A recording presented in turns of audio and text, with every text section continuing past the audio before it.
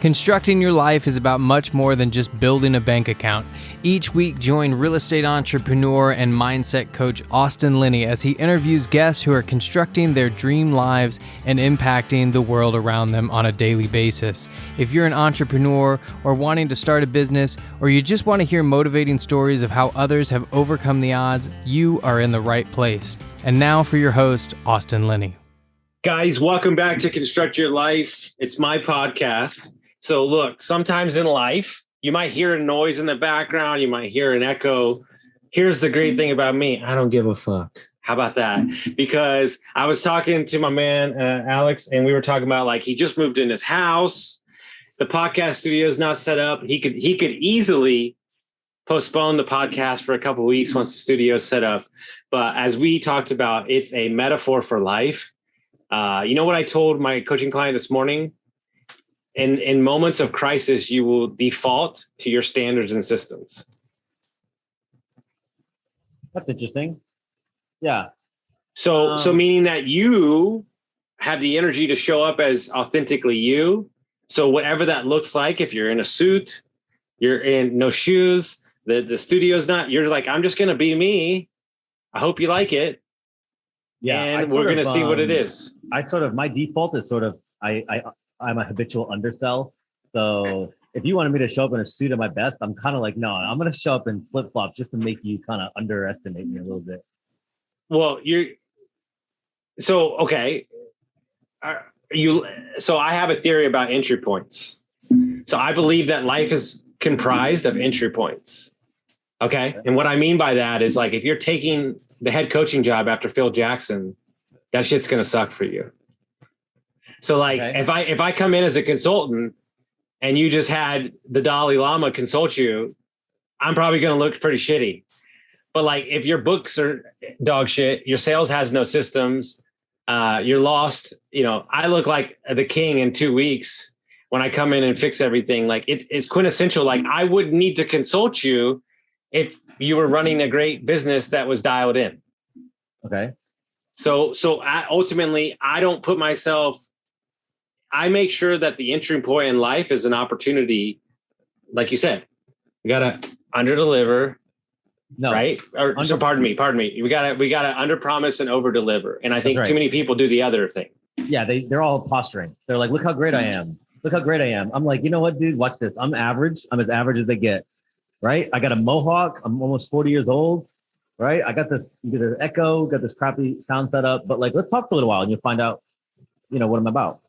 Well, I think ultimately, and I think people find this out about you, and I found it out really quick. I think about 3 minutes in a conversation, you can tell the depth of smartness and knowledge, like really quickly with people. Yeah, like you can almost poke into the quintessential ego of a what I call memorizing instead of actually owning. Yes. Dude, people don't have opinions. They have somebody else's opinions that they've memorized or that they've internalized, but it's not their opinion. And that's sort of a broad statement, but it's the same idea where it's like, even sometimes people, they don't know about who they are. They know who somebody else thinks they are, and they've sort of ran with it. Again, it's kind of a broad statement, but yeah, like I'm much less concerned with people's initial visual, especially visual, sort of judgment about me, and therefore, I usually use it against them. I'm like, look, that's why I grew my mohawk out. I'm like, look, I dare you not to take me seriously because I'm playing a very, very serious game. And if you're just like, oh, that not to have with a mohawk, what's he doing? I'm like, all right. Does that stem from anywhere in your childhood, or is that just like something that you cultivated over time? When I was younger, it was called teenage angst. Now I just call it angst. I don't know. That's so true. Dude, yeah. I'm a rebel through and through. Like I just can't help it. I'm a contrarian. I'm deeply disagreeable for no reason. It's just who I am. When I was younger, I thought it was just teenage angst. Now I'm like, oh, that's just who I am. Okay. And it's not for everybody, and I'm okay with that. And a lot of people, I think I provide usually a unique perspective on things. Are you basically, I think you have a little bit of what I have in me, is that there's a couple things I really rail against. is status quo, box, and not thinking for yourself. Boom. Like, we don't yeah. need to have a podcast. Austin, you just go do your thing, right? You just go do your thing. They can listen to you. You do not need me. Yeah, don't label me. Don't put me in a box. My friends do it with the Myers-Briggs. They're like, you're like this. I'm like, don't tell me how I am, even though they think it's super accurate. I don't want to hear it. Right? What was you gonna say? Well, no, don't put me in a box. Status quo. Whatever's popular, and then think for I yourself. Hate. Yeah. Whatever's popular, I hate. I'm super contrarian. So like when the market's down, I'm gonna be like, all right, guys, the opportunity is abound. Now is the time. And like right now, when the market's been up for like the last 3 years, super hard. I've been like pulling back. Oh, dude, we were just talking about this on our other podcast with my company. The market does not mean jack shit to me. Like literally nothing. Your noise means nothing to me. We just put offers on the biggest amount of real estate I've ever done in my life. And I had a dream this morning that I'm going to get it. So I'm not even worried about it. And so like, they're like, why haven't you bought the last 2 years? I'm like, cause y'all were drunk on something. I don't know what was. Now I can actually have a proper representation of what the market exists upon. Yeah.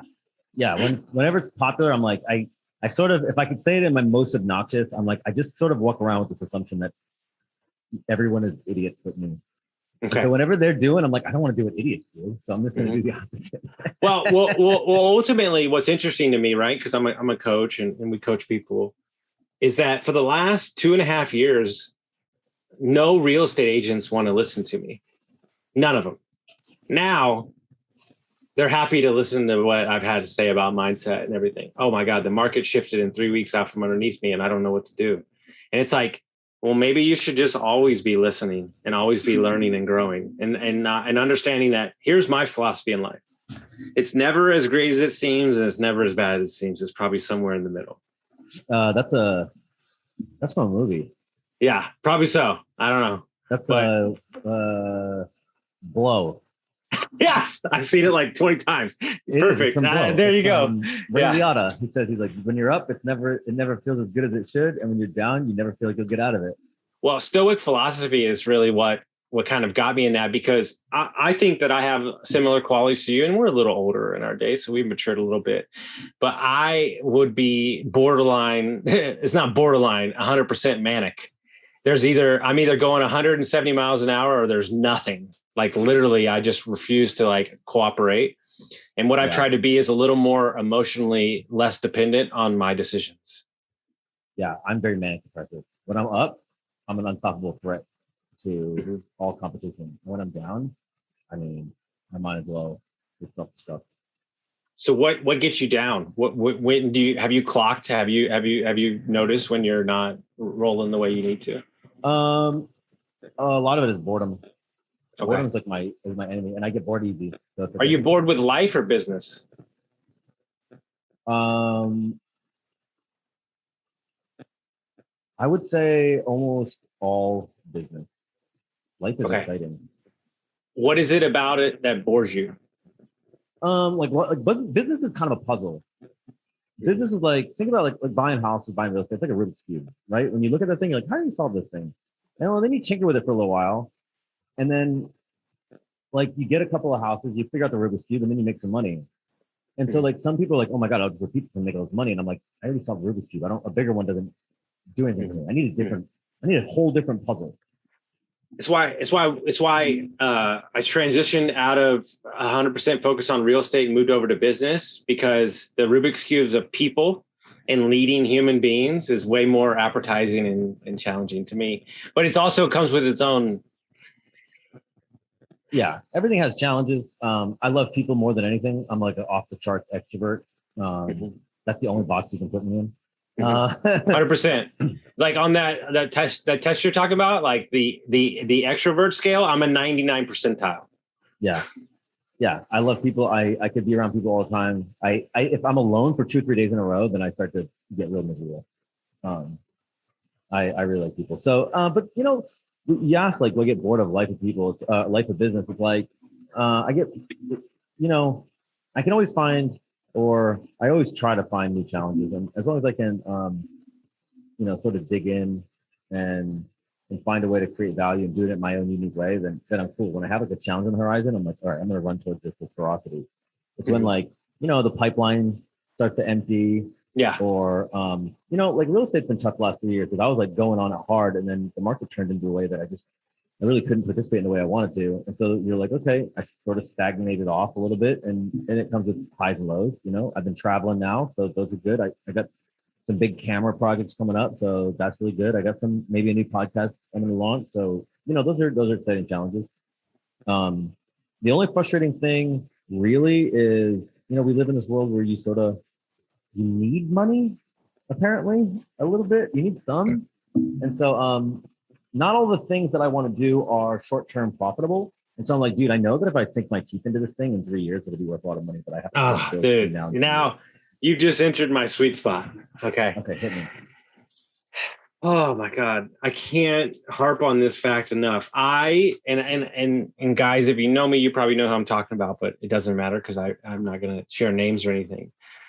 But I've been taking it on the teeth. Not nothing crazy, but not squeezing out what I could from a project, from a coaching and consulting project. And basically what it's evolved into is I'm now running the company and I have ownership, right? And this has been almost a 2-year odyssey to kind of get here, which I didn't see coming a couple months ago. But I think I just backed in to north of a couple $100 million easily in the next like 7 years, right? And so like, I'm not being, it's not a fucking joke. I'm being dead fucking serious. And you can ask 10 people, right? Like they would say, correct, you are correct. But what I'm saying is that took, and by the way, just so we're very clear, when I needed the money, I needed it bad back then. And I hung on. If I play my cards right, this is a long-term play.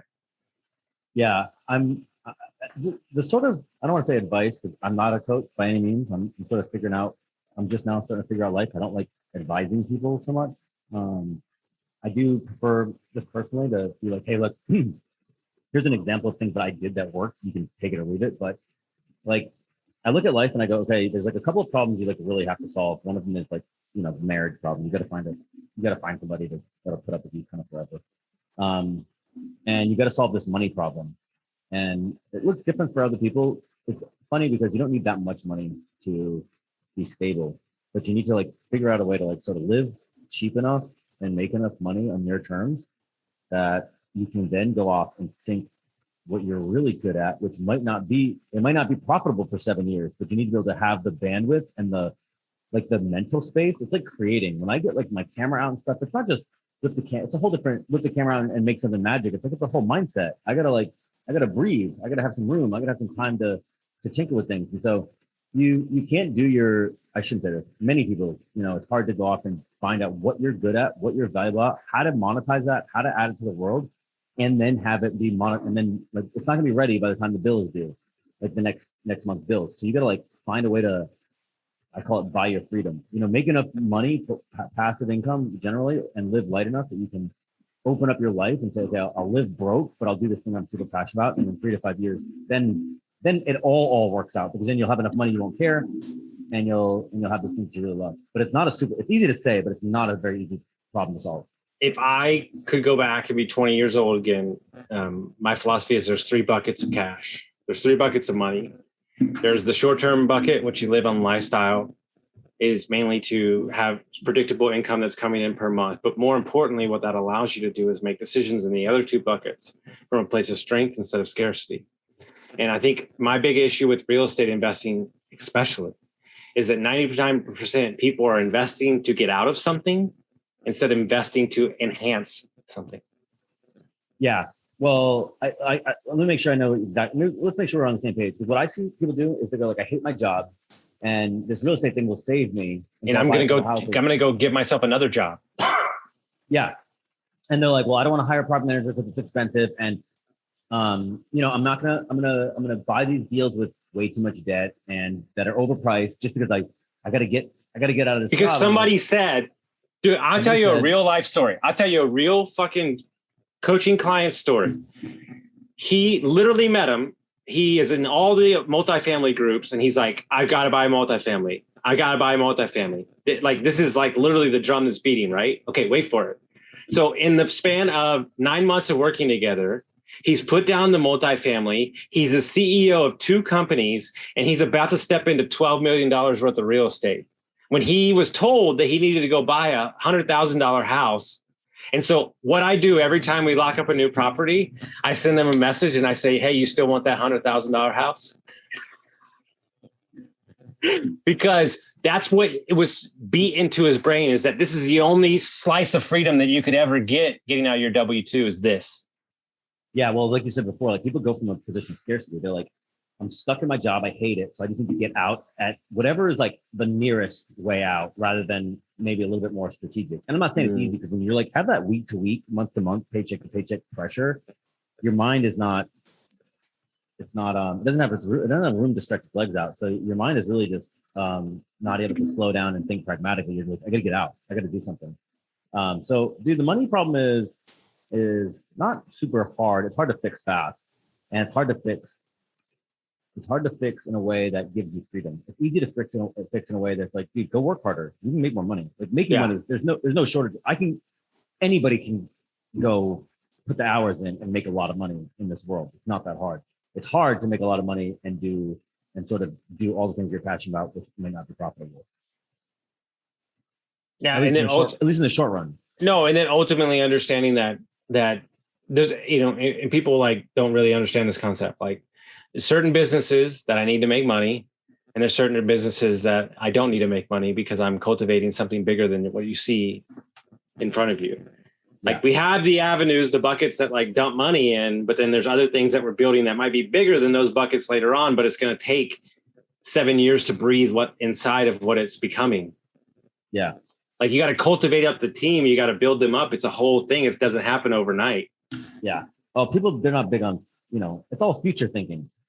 Mm-hmm. None of it's next week. I don't ever think about next week. Next week, it's going to be just like this week, a complete disaster. Right? But in 5 years, like I got the plan. Like I got it in 5 years. I got it for 30 years. Like I'm set. Life is set. My life it's fine. All the big problems are solved. Now it's just like, how do you maximize your ambition? And then how do you deal with the day-to-day stress? You had mentioned Stoic philosophy. It's like, life's fine. I have no problem. I have nothing but first world problems on my worst day. One of the things that I'm still ruminating. I haven't like 100% nailed the concept down, and it takes me a while sometimes with like the way I feel about something. But I think there's 2 me's. I think there's now. I have friends that would argue you're the same person, just different styles of you. But I work my fucking face off from Monday to Wednesday. 15 meetings in a row, straight through all day, 4 a.m. starts the call. And then I have Thursday and Friday and Saturday me, who's typically traveling, walking on a beach where I might answer some texts. But I've had to distinguish those 2 sides of me, because if not, I would just work 19 hours a day every day, because I love it so much, because I'm growing businesses and growing people, that I've had to I tapped into my personality. It's either all on, because I'm ADD, or it's not on at all. There's no in between. There's no in between with me. If I'm going to go on a trip, it's either 2 days and 3 nights, or it's 2 weeks. There's no in between. If I go 5 days, I'll lose my freaking mind. Yeah. I feel you on that on the vacation. I don't do vacations. I do adventures. Yeah. And so I don't need to go to a beach to chill for weekends. Somebody asked my fiance, they're like, when are you going on vacation? She's like, our fucking life's a vacation. What are you talking about? Oh, that's good. Because like we've cultivated this lifestyle to just like full business. Like, I'm meeting my business partners around the country. We're traveling, where I'm doing business. This it's not something that happened overnight. Like, this is 3 years of like steadily like getting it where the biggest thing for me is I had a lot of yeses on my calendar that weren't for me. And the moment that I switch to fuck yes, everything's a fuck yes, and I'm not doing anything that's wasting my motion, it becomes so easy.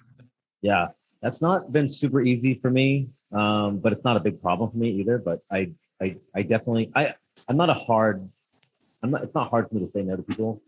But I generally like to give people a lot of my time. So I think half of your ability is saying no to them to see how bad they want it.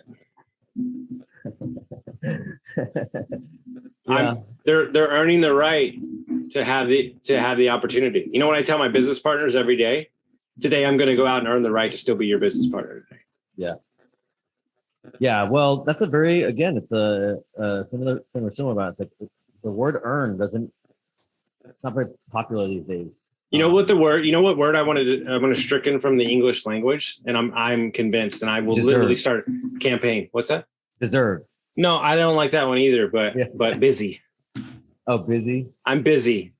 Yeah, no shit, yeah. Sherlock. Yeah, I have 8 companies, 3 podcasts. Like, we're all busy. We get it. Like, but don't tell me that you can't do it. It's just not a priority. Yeah, I don't think there's nothing on my calendar that I didn't put there. Mm-hmm. Does that make sense? Like, there's nothing on my life that I didn't that I didn't put there. There's nothing that's like, I have to do it because, like, I just don't understand that mindset. Like, busy. Like, what do you like? It makes it sound like you're beholden to a schedule that you didn't create.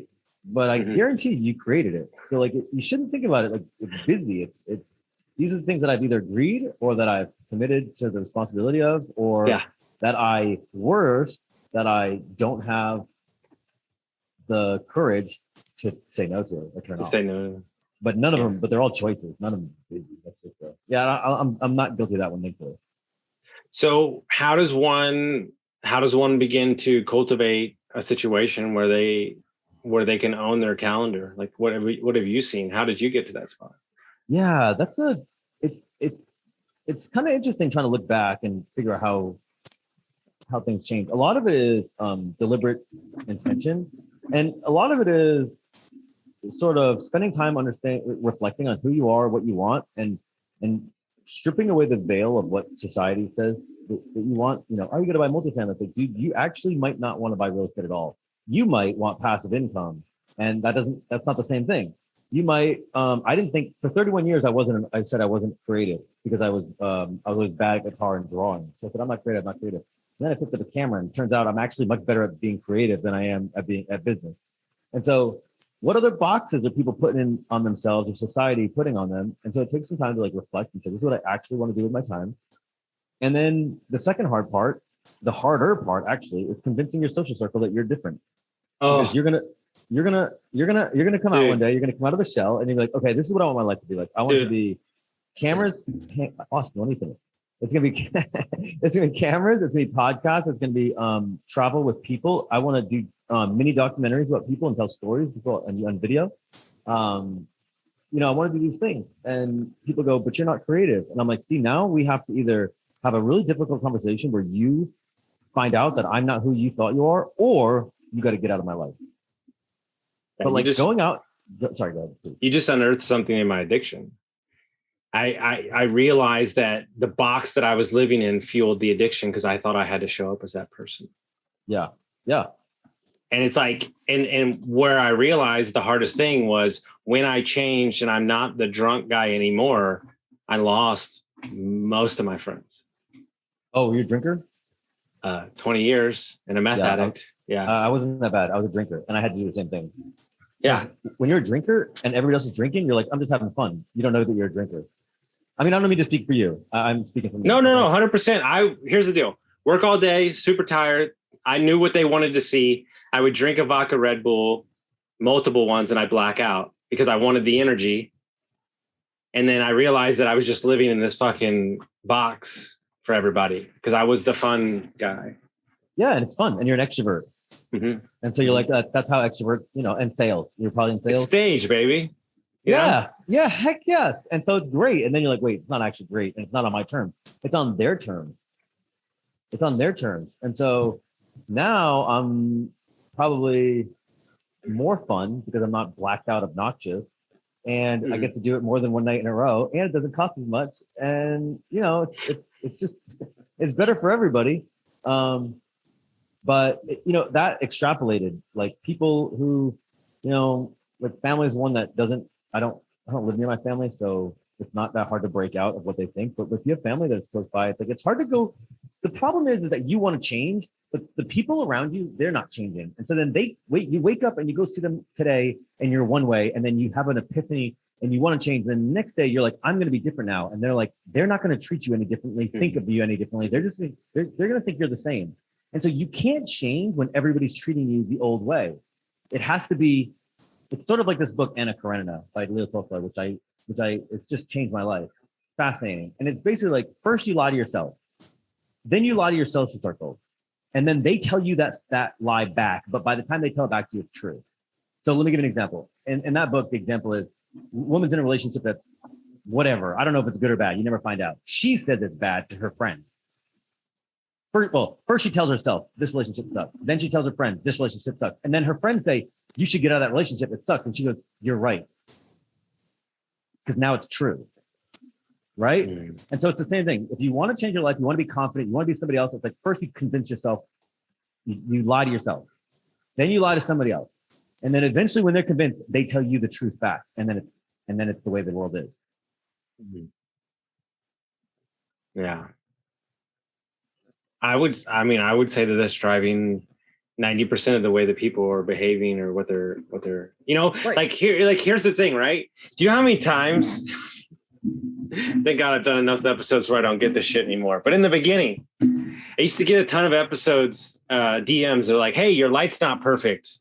This thing did this in this podcast. And I'm like, yeah, did the message change? Yeah. This is my rub. This is why I want to go speak to middle schools, because you're telling the kid he can't be what he wants to be because the lighting's not perfect. And here's my problem is that everything that they fucking shit on me with in high school and middle school, too loud, extrovert, too smart, quick-witted, is all things they fucking would raise me on their shoulders for at 39 years old now. Yeah. That's a whole other podcast, but the school is not designed to develop entrepreneurs. It's designed to I'm saying, no. It's not just school. It's in general. Sure. They all learn how to live from school. Correct. Good point. So the question is really at the end of the day, is your family or your social circle, are they lifting you up or are they tearing you down? 9 times out of 10, they're probably tearing you down. And so the question is, what does one do? Yeah. How do you find the right people? Chris Hitchens wrote a book called Letters to a Young Contrarian, which is basically a lot of it's about his sort of outcast position on religion, but a lot of it is like, here's how you go through the world and say, I'm going to do what I think is right, and I'm going to tell everyone who thinks I'm wrong, beat it, pal. I don't care what you think. And it's not easy. It's not easy to go against your social circle, especially when you've curated or, like you said, family. It's not easy. I'm not saying it's easy, but it's like going through a life where you're acquiescing to what everybody else wants. That's hard too. That's real hard. So it's rip the Band-Aid off. That's really what it is. Because you're going to wake up one day and you're like, hey, your parents are going to be gone. Your social is going to change anyway. Somebody else is going to move away. And you're going to be stuck going, I lived for them for 20 years and now I don't know how to live for myself. Just do it now. So I'm dipping my toe in the water because I really don't want this thing to go switch to politics. So I'm just preemptive saying that. But here's what I am. I'm a grown-up that can look at a situation and take what I need from it and move on. Okay. What I'm saying by that is, if you look at California and you look at New York, right, it's more expensive to live there. Yeah. All those people figure out a way to do it. And so I appreciate the hustle. I appreciate figuring it out, making more money. Right. So what I'm saying to say this, not better, not worse, but if they could do it, then you could do the same thing in Nebraska. You could do the same thing in Oklahoma. It's just not. You know what I've met? Some of the most successful people, they're not in this field anymore, but they spent their days sleeping on a couch in Silicon Valley because that consciousness was raised so high of the standard of what they're going to create that they've carried it in their business for the rest of their life. Yeah. People, they don't want to work that hard and they want a big house and some fancy thing.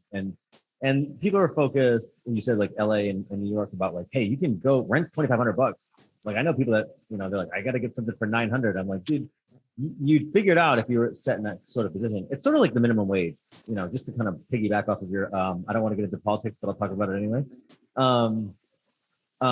Like everybody's arguing about the minimum wage. And I'm like, why aren't we, I don't care about the minimum wage. I care about the maximum wage. I'm just not focused on what the minimum is. It's not, Like you can argue about that and you can fight about that.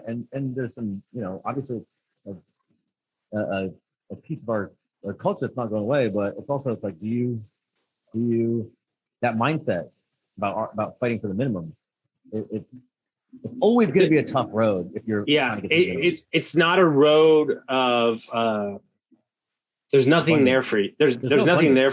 There's nothing there for you. Yeah. It's the Alex Ramosi wrote in his book, and I mean, God damn, dude, I've read it like so many times, but he said that, like, basically, the higher you charge, the more oxygen you allow your business to operate properly. Yeah. As entrepreneurs, I'm all about maximizing profit and working things off shoestring budgets. But like, are we running $1 million business or $1,000 business? Yeah, I started doing this with my cameras when I was new. I was like, I'm not really that good. I'm not going to charge you money. I'm not really that good. I'm not going to charge you money. And then I was like, dude, these poor customers are actually more difficult. And then I'm still broke. So now I'm like, I just tell people, I'm a terrible salesperson, right? They're like, hey, Alex, I really want you to come to my conference, my event, my party, whatever it is. I do traveling retreat. Like, I shoot these events, I capture them to an unbelievable degree. I do what almost nobody else can do. I do it my way. And they're like, hey, we want you to come shoot there. And the first thing I say is, you probably can't afford me. And so it burns a lot of probably conversations with people that probably could afford me, but it keeps things super on my terms. So then somebody's like, well, how much is it? It's like, well, here's my rate. Right. And then it's high. But now you're like, okay, this guy knows what he's worth, and I don't have to. I'm not negotiating from a position of desperation. And it's sort of the same thing. I mean, it's the same thing with when you're doing capital raise for deals. We're doing capital raise right now, and it's like, it sounds so messed up. But the guys who put in 150, 250, $500,000 into deals on no big deal. I can't even get them on the phone sometimes. No, they don't even care. The guy that puts $25,000 is like 80% of my time. Dude, we need a guy to sign on things, and he's like stupid liquid, right? And so our partners text us yesterday, and he's gonna like literally like put up the money for these two massive deals.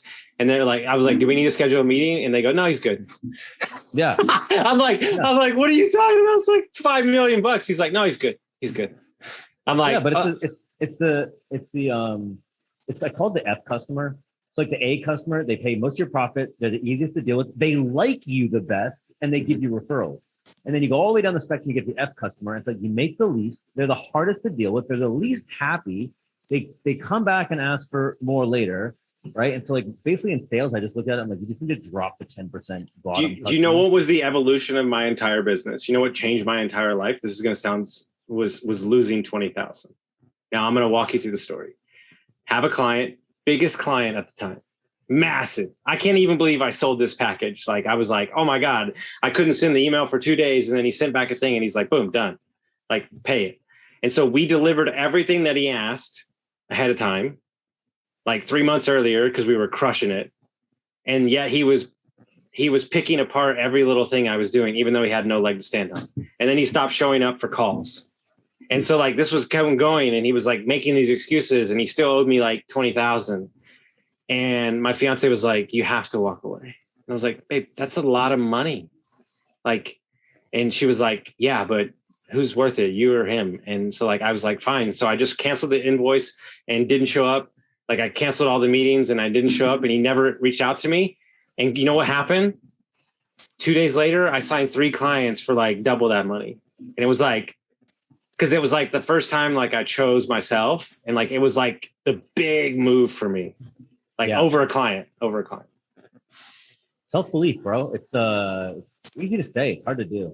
Mm-hmm. But when you do it, it's like the world, like people respect self-respect. Mm-hmm. They feel it. You know, they can you ooze it.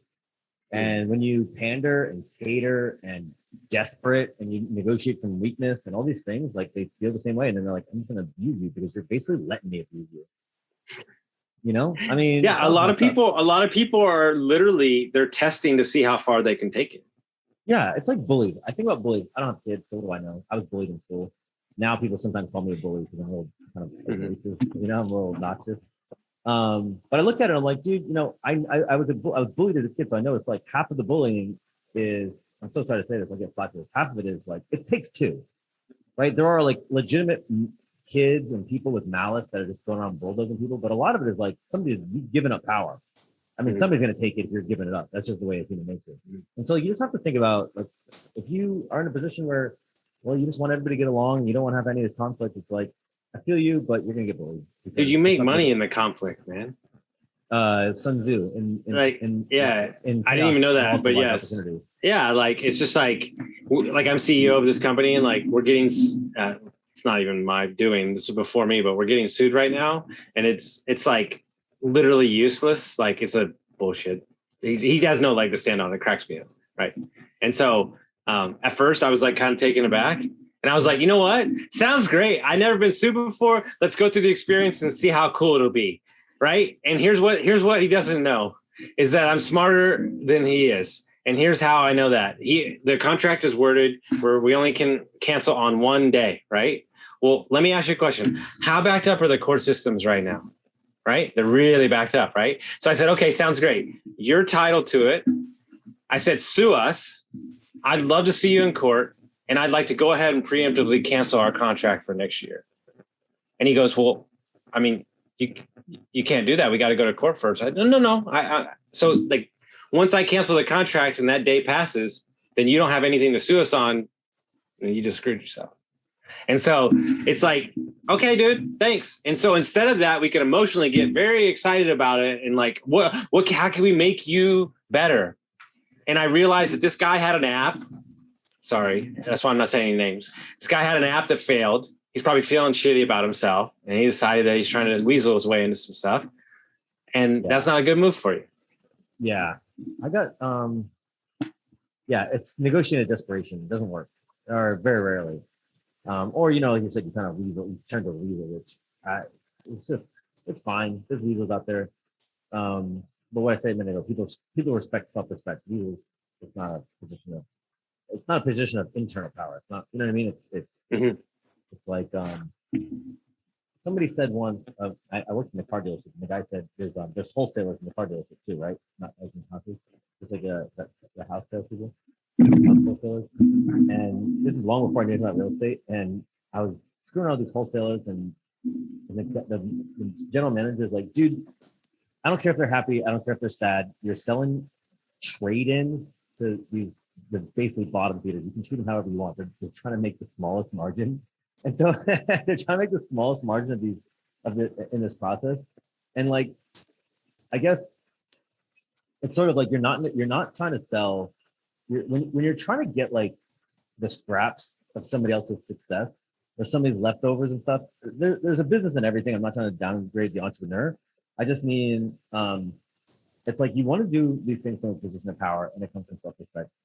And I just got sued myself, actually, very small interaction with a tenant who solved it. So it's wasn't a real lawsuit or anything, but it's the same thing. It's like somebody came in, they didn't do things right?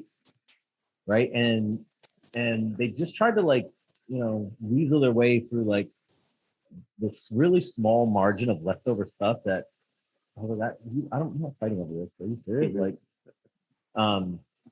we won and it was fine, but I have a rule in life. What can I tell you to go away so I can get back to what I was doing, or what can I pay you to get out of my face? That's this old joke. You don't pay a prostitute for sex, you pay a prostitute to leave. I don't know. I do not. I got Austin to feel uncomfortable on his own show. I win. No comment. I win. No comment. Fair enough, you do. But that being said, because you're fighting over something that at the end of the day doesn't mean anything to me down the road. Yeah. I always have a longer vision, and you're sitting here and you're like, I always ask my clients all the time, is this the hill you want to die on? Dude, my property manager, he's like, let's fight all these tenants this money and I'm recouping. I'm like, just move on and get somebody else. I don't care. Just think about dude, you and I think super long term. And people that think like, when you think week to week or day to day, like you're missing big picture stuff. Now look, I'll say this, it takes all types, right? It's a relative benefit. It's not an absolute benefit, but thinking long term gets you out of all of the days, like the day-to-day trap. Do you know how you buy $100 million worth of real estate? You buy a lot. Like, I think the greatest thing that I've ever done for myself is 100% remove myself from the attachment of what that property is going to do for me. And because it's just a thing where if this one doesn't work out, we're going to do the next one. We're going to find the next one. Dude, my whole life, my whole 20s, my addiction was all scarcity. I'm not good enough thinking. And the moment that I took extreme ownership and went abundance, my whole life changed. Yeah, that's interesting. Part of my drinking was FOMO. I was like, I don't want to miss the night. They're gonna have a great night without me, as if it's the last Friday night or Saturday night that exists. And then I never thought about it that way, or I never really connected that really. But yeah, it was scarcity mindset, and I'm like, dude, there's a million bars that I don't want to be at. Like, it's fine. Well, and not only that, the bigger issue they don't tell you is you cannot physically create stuff from scarcity. It doesn't exist. It's survival mode. So until you're like literally in our business plan, we set up a year and 6 months to go make enough cash in our businesses. So then we can enter the next phase of our business from 100% strength and not needing anything, because we want to make sure that we make the right decision. Their entire thing that we're doing in our company with all the CEOs and all my business partners is protecting the decision. I know what decisions are allowed to be made from a place of emotional lacking or tired or not eating properly. That's a good point. Yeah. Scarcity mindset is brutal, desperation, all these things you talk about. The other one I say is one of my favorite things is respond, don't react. And it's very similar where it's like, I make bad decisions when I'm emotional. Mm-hmm. I get hot, I get mouthy, right? Like I'm a very good communicator in general. Mm-hmm. I'm quick-witted. I know how to articulate my thoughts, and I know how to get under somebody's skin. And all of these things are really, really useful when I'm being strategic and positive, and I have an abundance mindset. And all of these things are really detrimental when I'm emotional and angry, and I'm like, yo, I'm about to burn a bridge. Like, you wouldn't believe right now. And who's gonna win? No one. Nobody. My mom was like, you are amazing at what you do, and it'll be great, but you also will burn the bridge you're standing on too. Yeah. You got to burn bridges sometimes. To go back to like our first conversation, we talked about like you had to burn bridges with your friends. I had to burn some bridges with my friends. You sort of have to. Nietzsche has that great quote. There's freedom in that. So I love blowing my life up because I've done it about 8 times, and there's freedom because you get to take what you want and leave the rest. Yeah, Nietzsche says, "How can you become new if you have not first become ashes?" And I love that. I love being reborn. I'm sort of going through it now. Moved to Charlotte. Got some big opportunities on the horizon. The house is a wreck now, but it's pretty cool. You watch in 6 weeks. I'm gonna send you a picture. But yeah, check out this place now. And I love it. I think people should. I think my mom and dad are moving for the very first time in their life this week. Okay. And they're like, it's so scary, but now they're like really excited. I'm like, dude, you waited till you're 66. Yeah. Like, there's so much growth if you had left where you live, go leave the country. People have no idea how small their world is. They've not seen how big the whole world is. There's a rule. If you meet me, there's 3 things that are going to happen to you. You're going to probably leave your job. You're going to travel out of the country, or you're going to leave the place that you're living. And it's not because I know what's best for you. It's because I'm asking you to inject new energy and a different viewpoint into your life to see what shakes loose. Yeah. Dude, those 3 they're really healthy. And then people get addicted to complacency real bad. And so they're like, I don't want to leave my job because I'm scared. I'm like, that's why you have to leave your job. Well, we have an addiction in America that's worse than drugs and alcohol. It's having to know the answer within 2.5 seconds. Yeah. Like, hey, you know what they do with us all the time? It's like our favorite thing, because I just roll my eyes. We got engaged. When you get married? Well, we're not having a wedding. What do you mean you're not having a wedding? We don't care. Well, hold on. Where do you live? Where do I send mail? Oh, we don't have an address. No, I don't. Is that a problem for you? Dude, here's a true story. You wouldn't believe me if I told you. I have people DM me, not so much anymore, but I have people DM me all the time and ask me, are you okay? You're traveling a lot. Is everything all right? And I'm like, what the fuck are you talking about? Does this concern you that I'm happy injecting love and positivity into the work universe and supporting people? Is that a problem for you? That I'm living my life? They think you're projecting? Yeah, I don't understand. And what I realized, so here's an even truer truth. And I'll be honest with you, super scary. So I had 3 guys that are really big motherfuckers, like 6'6", fucking aggressive, very good at business, who couldn't get sober. And I was so sober and happy that they tried to fight me because they were so unhappy with themselves that they couldn't get sober, that I represented everything that they couldn't do, and it fucking tore them up inside. Yeah. And I projected that on me. I projected that on me until I worked through myself enough to realize I had nothing to do. Yeah.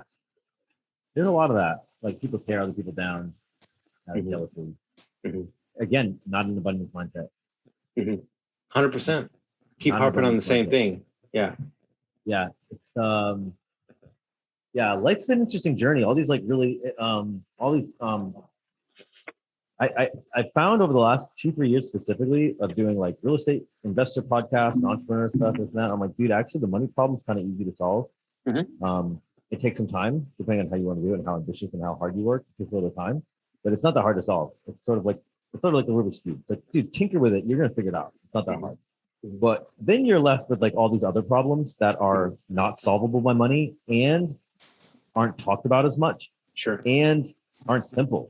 There's like, it's like every religion and every philosophy is trying to solve these kind of difficult to define even problems, and of which they're varied and gray. And there's a me for myself and there's a me for my mission. Yeah. And trying to marry the two and meet them is kind of hard sometimes. Like, meaning like my biggest issue is presence. Is it? Like, I can be present right now, but like I'm talking to 17 people at the exact same time, dealing with 17 different things. So it's like, but I love it though. Like, I'm so happy that I'm doing it because like I was so not living in my truth for so much of my life that I'm just so happy to be feeling this good and have these opportunities. But I have a hard stop at 50 with me. Like I told myself, like the next 11 years is for you to create as much as you humanly fucking possible. And then after that, you're just going to teach and you're going to disappear for time. And we still travel a bunch. That's like 50 though. How long are you going to live? Probably like the next 50 years of my life is going to be, I'm still going to work like it's stuff, but it's just not going to be at the capacity that I'm operating where I'm driving the train right now. It'll be in a different kind of role. Like, you know what I want to do? Odd thing. And I said it the other day and I really want to do it now. So I used to be a chef. Like I used to cook and all that stuff and I love it. I want to be 3 days a week. I want to be the 12 o'clock to 8 o'clock. 12 o'clock at night to 8 in the morning chef at Waffle House. And I want to write a book about everybody that I talk to and meet. I think it would be the most interesting kaleidoscope of human stories and emotions that you ever read in your entire life. I think you're going to get into a drunk fight with somebody on week 3 and quit. 100%. Agreed. Yeah. No, that's an interesting, dude. I love that just because like, it's just so out there, Well, I mean, think about it this way. I was talking to a guy the other day. It's one of the most successful people I ever met. And he was like, literally sold his company for like millions and millions of dollars. And you know what he went and did? He was a caddy at a golf course for like 6 months. And it takes an extraordinary amount of humility. Like it takes an extraordinary amount of confidence to go do something like that, because that's when you're like, I'm doing this because I want to.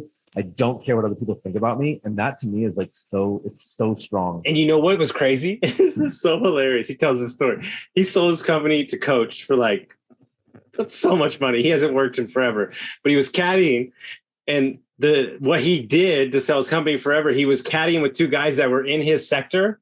And he's like, the whole day they're golfing and talking about this problem they can't fix. And all of a sudden he's like, so if you do this and you change that and blah, blah, blah. And they both turn around and they go, who the fuck are you? Who the fuck are you? And he wound up going to work for them. Dude, yeah. Once you're in sync with the universe, shit lines up so much better. No, but that was him. You said it perfectly. The humility to understand that this wasn't a box he was putting himself in. This is something that he wanted to do for himself. There's power in that. There's ownership in that. So one of my daydreams, I'm sort of actually making some progress on it. Is so I'm a photographer by what do you call it? Hobby, passion. I have a little company, right? But it's definitely like my superpower, being around people, being able to capture people, and it's just what I do. And I want to shoot. I think the dream would be to shoot a presidential campaign, to like follow around. Now, if I can't get the president, anybody who's listening to this podcast, I know a lot of ambitious people are listening to your podcast. Anybody who's in like Senate, Congress, even state government, governorships, like hit me up. I'll follow you around for an election cycle or something, and I'd love to cover that.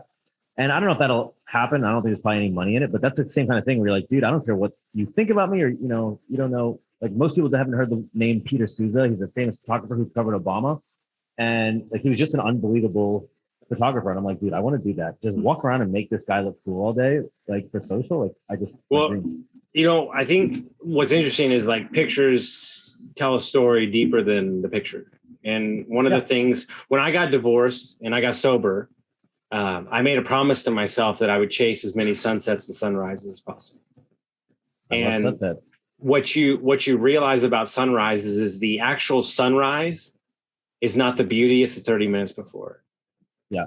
When you chase enough, it's like, and not only that, you need the clouds to project the right lighting to illuminate the sky. So think about that in the context of life. The actual sunrise, the party, the clear skies is not what you need. It's 30 minutes before, with the cloud, with the confusion, creates the beautiful sunrise. Yeah, as a photographer, I chase sunrise and sunsets all the time. So I'm with you 100%. Yeah, and clouds for sure. The clear blue sky is not what I want. I want. Do you want to know drama? You know what my fiance taught me more than anything? She taught me that rainy days are still amazing. No, they're not. She's on. No, I'm being dead serious. No, I'm only saying that to rainy say days. Austin. No. I only say this to say this. I used to be depressed during rainy days. Like I was only on if the sun was out and everything was good. Yeah. And like I realized that was part of my manic behavior. It's also part of your vitamin D. Probably you're like, I'm just not getting the energy. Well, I could definitely never live in Seattle for sure. I made a promise to myself that will never happen. But I love a good sun. But ultimately, what I'm saying is that ultimately there is good and bad. It doesn't have to be perfect. And, like California is amazing. And sometimes it shows out really great, but then you have all the ridiculousness behind it, right? Like literally when I'm in San Diego, sometimes I'm thinking to myself, like, this is not real. Like you're on the scooter, you're in Mission Beach, it's 65 degrees, the sun's out, everybody's happy and smiling, and you go, this can't be real. This is like a freaking movie, And because we travel so much, you just meet so many different personalities and different environments and so many things. It's really an interesting experiment. Where do you live now? Nowhere, in the RV that I'm talking to you in. So right now we're in Oceanside, California. Oh, good for you. I love that. And then we'll be in Tahoe next. Montana, Seattle, Washington, Oregon, Idaho. When are we going to meet in person? Well, I'll be back on the East Coast. I'll be rolling through Charlotte September. I'll be rolling through Charlotte September because I'm going to be in Martha's Vineyard in Maine, and then we're going back to Texas for 3 months. So I'll be in Charlotte. Text me because I might be going to Maui in early September. Okay, cool. I will. But I'd love to make it in person. For 100%. So if people want to find out about you, they want to follow your journey, they want to hear you talk crap to people, how would they do that? If you want to follow my journey, I have a website, a blog called brokeisachoice.com that I've been blogging on for a few years. If you want to see my photos, you can go to lifeandlens.media. And if you want to hear me smack talk, then I'm on Instagram and Facebook quite a lot. So I just made a decision. I'm currently writing a story about my addiction and my life. And there's only one photographer that I would ever want to do the photos for the book. And the only guy that can truly represent me the way that I want to be seen. The only guy you know? The only photographer you know? No comment. I know a couple of y'all. Yeah. It's interesting because to end it on this point, I have seen photography, in my opinion, allows us to show a part of ourselves that we don't see directly every time. Yeah, like people's view of what they are is not what everybody else sees. When I go put on a suit and my homeboy in Austin takes pictures of me, he's super creative, super cool. He's in real estate too. And like, where it's the backdrop of like Austin with fucking black and white. I'm like, who's that fucking boss? And it awakes something inside of you, right? Like it's super important. I have this thing I say, I create egomaniacs. And it's like this idea where you're hanging out, you're doing your thing, and then I snap a picture of you that you don't even know you look that good.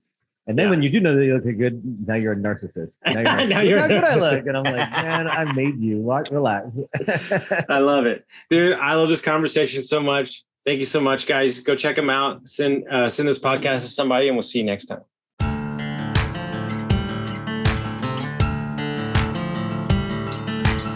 Thank you for listening to Construct Your Life with Austin Linney. If you enjoyed this episode, be sure to rate, review, subscribe, and pay it forward by sharing with a friend. Most importantly, take this opportunity to start constructing your life by taking immediate action on what you learned. For show notes, resources, and more information on one-on-one coaching with Austin, visit constructyourlifepodcast.com.